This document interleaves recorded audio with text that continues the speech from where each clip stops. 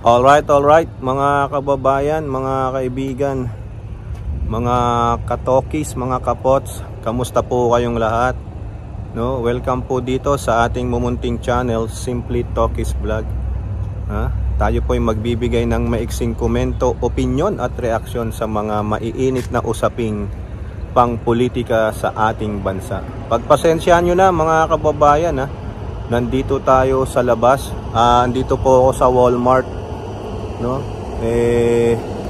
Nagpapa-oil change ako. Try ko naman sa Walmart yung kanilang car maintenance.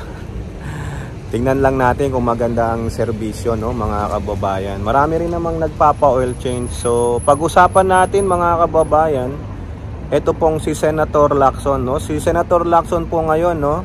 Siya po ang talagang sikat na sikat kasi ito po talaga yung parang dinesignate niya na yung sarili niya na tutulong siya sa administrasyon na panagutin itong mga mandarambong, mga magnanakaw sa kaban ng bayan.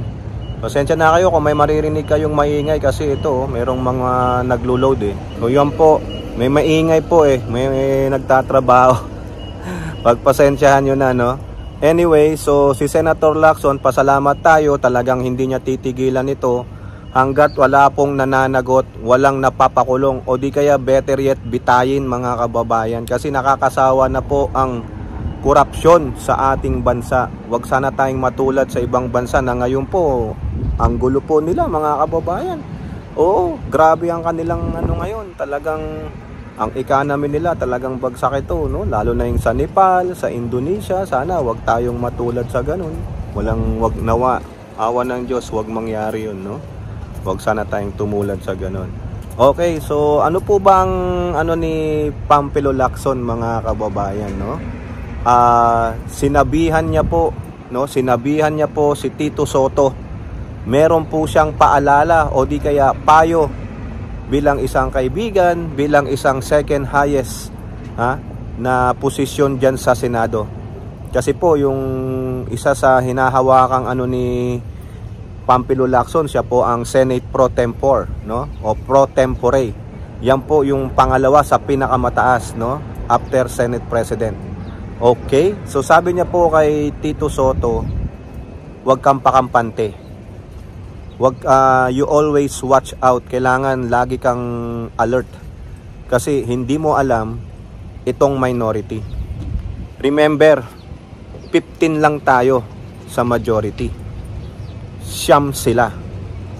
6 lang dyan maplip nila sa ating kasamahan sa majority. Alam nyo naman dyan, meron dyan yung dalawa pang magkakapatid. Tulfo, Villar, may isa pa dyang Cayetano, si Pia Cayetano nasa majority. Si JB Ejercito nasa majority. Considering yung 6 na yan po yung kumalas doon sa sa mga minority ngayon, no? Duterte Black Senators yung mga yan. Si Lito Lapid nandyan. Sino pa ba? Yung parte ng majority. So 7, so 8, 3 pa, 3 pa ang pumanig, no? Actually, 5 lang dati sila Tito Soto. Ngayon, 15 na sila. So 10 po ang nawala. 10 ang nawala sa mga kakampi ng Duterte Black Senator. Pero sabi po ni Lacson kay Soto, huwag kang pakakampante. Hindi mo alam ang pwedeng gawin ng mga yan, mga kababayan, no? Maaari yan, ikaw naman ang ikukudita ng mga yan. Wrong move lang, isang wrong move lang, pwede ka na nilang ikudita. Meron pa ring power yan kasi ang mga dila niyan, mga dila ng demonyo mga kababayan. Yan po ang masakit na katotohanan, no? Kaya dapat si Soto, kasama nung mga loyal sa kanya, kailangan magmasid-masid kayo dyan. Kasi masakit po para sa mga minority black na tulad nila Marcoleta, nila Bato, ni Amy, ni Chis Escudero, saka si Cayetano. Masakit po yan sa kanila na tinanggalan sila, na itsipwera sila. Diba sabi nga ni Amy, bakit naman kami na itsipwera? Hindi kami in-inform. Kasalanan mo yan, no? Hindi ka in-inform dahil kayo ay mga demonyo. Hindi po kapakanan ng taong bayan ang nais ninyo. Ang interest lang ng mga Duterte ang nais ninyo. Kaya dapat lang na ibasura kayo mga kababayan. O may maingay pa rin doon, yung forklift po kasi umaatras eh. Tit, tit, tit. Pasensya na so wala tayong magagawa eh. Habang nag-aantay tayo dito, kailangan mag-vlog na tayo. Okay, so yan po yan mga kababayan, no? Ayan lang po ang paalala ng inyong Senate Pro Tempore sa kanyang Senate President, no? Sana naman hindi mangyari ito kasi mas mahusay po at eksperyensado ang ating Senate President sa katauhan ni Tito Sotto.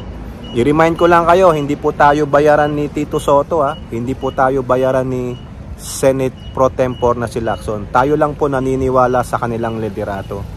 Okay, now talking about Senator Lacson pa rin, ano po ang sabi niya dito sa maanumalyang lipat tayo, ano po ang sabi ni Tito Sotto sa maanumalyang flood control scam na ito? Mas worse pa daw po ito mga kababayan. Mas worse pa ito sa Janet Napoles PDAP scam o yung pork barrel scam ni Janet Napoles. Kung yung kay Janet Napoles, madali po nilang nahuli, madali nilang naimbestigahan kung sino talaga ang culprit na ito. Di ba, diyan nga po nakulong sila Jinggoy saka si Ramon Revilla, no? Sorry naman sa dalawang dating senator na ito. Kaya nga sabi nila, buti pa si Pinoy may napakulong na mga senator. Pag itong si Presidente Marcos walang napakulong na malalaking big fish ito, nako, yari. Kaya dapat mag-show up dito ang Pangulo. Kailangan wag yung kwentong kotsero lang, no? Yung parang pabida-bida. Nagpabida-bida ka na rin lang naman. Kailangan yung bida may magandang result, di ba mga kababayan? So, yan sabi ni Lacson ang hirap nitong flood control na ito. Pero ito na yung isa sa pinaka-worst. Mas worse pa sa PDAP scam, no? Itong flood control na ito, ang hirap kasi very complex at napakalawak nito mga kababayan. Kailangan matukoy mo talaga yung pinaka-root cause nung itong scam na ito, no? Hindi mo alam kung sa BICAM nangyari yung insertion o dito sa Senado o di kaya sa Kongreso. Kasi may natagpuan po siya na isang line item na hindi naman in-insert dito pero lumutang sa NEP o yung GAA. No, sabi niya, kung sa Senado, kailangan makita pa rin natin sino yung nag-insert. Walang record. Kung walang record, mahirapan tayo o di makakalusot ang mga ito. Di ba? Kaya napaka-complex po, napaka-lawak. Parang ito yung nasa matrix ka na, nasa maze ka, kasama mo pa yung spaghetti wire. Ganun po, no? Yung spaghetti wire na buhol-buhol, hindi mo alam kung saan ka magsisimula hanggang sa ma-untangle mo lahat sila, no? Kaya diyan sa Senado, nako, dapat yung BICAM ngayon na 2026 recorded lahat, documented lahat, at isa sa publiko para makita natin kung sino yung mga attendees doon. Tapos malalaman natin kung si senator may ini-insert, alam na natin. Kaya nga po ang advice ni Lacson, dapat aprubahan ang National Expenditure Program as is. Kung ano lang po yung pinropose doon ng mga initially ng mga department heads, yun na lang. After reviewin ng DBM, yun na lang. Pero ako po, medyo ako dyan kasi hindi rin po ako payag sa budget na binibigay sa Office of the Vice President. Bibigyan mo yan ng almost 1 trillion. For what? Panggagastos lang, panggala-gala? Sinungaling pa yung OBP ninyo. Okay? So yan po, no? Mahihirapan dito pero, no? Ibahin nyo si Lacson. Matinik na investigador yan. Kailangang ma-untangle niya yung web of corruption na ito, no? Mahirap man, matagal man, pero kailangan nating tulungan ng gobyerno.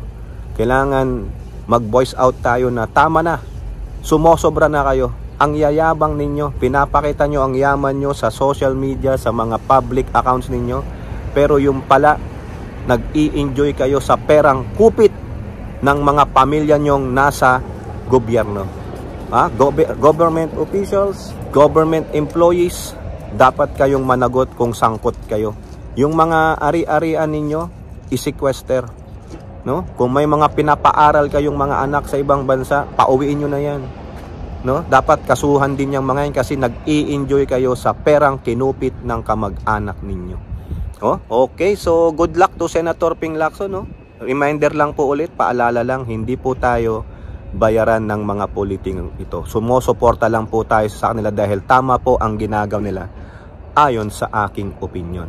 Okay, kayo po, ano pong inyong masasabi? Comment down below and don't forget to like and share. Hope to see you in our next videos. Bye bye, God bless.